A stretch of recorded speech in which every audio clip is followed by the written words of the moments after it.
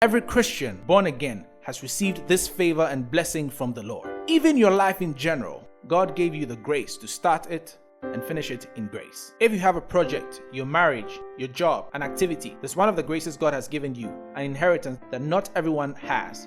That is called the blessing number 4. And in blessing number 4, you start anything and end it with grace. Manifesting that blessing makes you overcome the curses of non-completion, curses of going around in circles. So anyone who feels like they start and never finish, anyone who has ideas but is never able to get them started, is hindered by something, no matter the source, bewitchment, limitation, curses, whatever the cause is, this blessing, blessed in your coming in and blessed in your going out, gives you the solution. You counter curses with blessing. You counter bewitchments with blessing. We thwart the plans of the enemy with the blessings that Jesus Christ has given us. And He gave us the grace to end and to begin with grace. This blessing is very powerful. In it, you will find the vision for your life because it said,